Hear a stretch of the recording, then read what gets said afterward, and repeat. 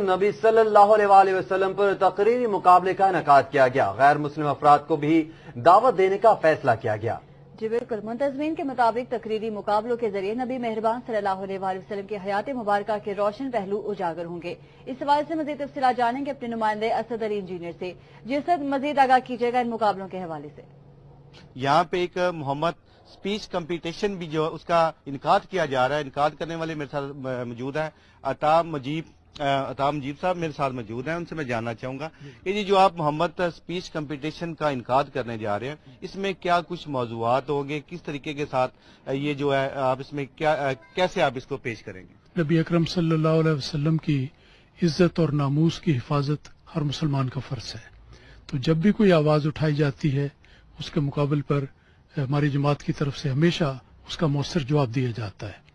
یہ speech competition کا سلسلہ، اس کا مقصد یہ ہے کہ جو اعتراض کسی جگہ پر کوئی شخص اٹھائے اس کا جواب دیا جائے اور مختلف شامل ہونے والے اپنے اپنے انداز میں نبی اکرم صلی اللہ علیہ وسلم کی عظمت اور حرمت کا پاس کریں. ناموس رسالت کی حفاظت کرنا اور اس کو سربلند رکھنا یہ ایک مومن کا فرض ہے اور ہمیشہ جاری رہنا چاہیے.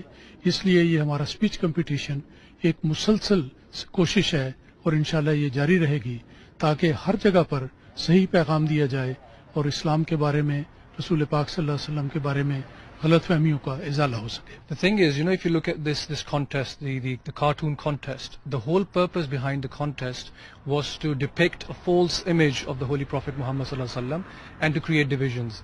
So what we are doing with our Muhammad speech contest, if you go on Twitter and hashtag Muhammad speech contest, you will see that Muslims and non-Muslims, they're participating in this contest. And the whole purpose is that we show the true image, show the true image of the Holy Prophet Muhammad sallallahu alaihi wasallam, and also we take this opportunity to unite mankind as well in the name of Holy Prophet sallallahu alaihi wasallam. وہ پیشوا ہمارا جس سے ہے نور سارا، نام اس کا ہے محمد، دل بھر میرا یہی ہے. دیکھیں یہ اس کا آغاز تو اگست کے شروع میں ہی ہو گیا تھا ہمارے جلسہ سالانہ پر.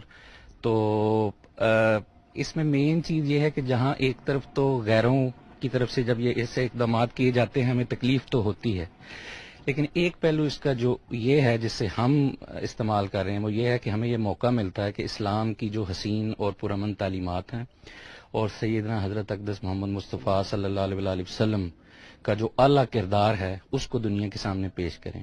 We have reacted here in the UK peacefully and in accordance with the Quranic teachings that we should not create disturbance on any blasphemous act, and that has been demonstrated to the world with this speech contest. However, there is a need to protect vulnerable people in our societies who do get inflamed by such acts and act contrary to Islam because they do not know the real teaching of Islam. محمد مصطفیٰ صلی اللہ علیہ وسلم جو speech جو یہاں پہ competition منعقد کیا جا رہا ہے اس میں مسلمانوں کے علاوہ جو نان مسلم ہیں ان کو بھی دعوت دی جا رہی ہے. اور اس میں سب سے زیادہ جو اہم بات ہوگی وہ یہی ہے کہ جو محمد مصطفیٰ صلی اللہ علیہ وسلم کے جو زندگی کے پہلو ہیں، ان کا جو کردار تھا، اس کے علاوہ جو اسلام کی تعلیمات تھیں، اس کے اوپر 2 منٹس کی ڈیبیٹس کی جائیں گی اور بتایا جائے گا کہ اسلام مذہب کیا ہے، نبی کریم صلی اللہ علیہ وسلم کی جو پاک زندگی تھی، حیات طیبہ، وہ کیا تھی. تو اس حوالے سے یہ وہ جواب ہے جو اس ٹائم ضرورت ہے تمام مسلمانوں کو، تمام اسلام جو دنیا میں اسلام جو مسلم ممالک ہیں ان کو یہ دینے کی کہ ہم جو پر امن مذہب ہے ہمارا اسلام. ٹھیک ہے، بہت شکریہ اسد علی انجینئر تفصیلات سے.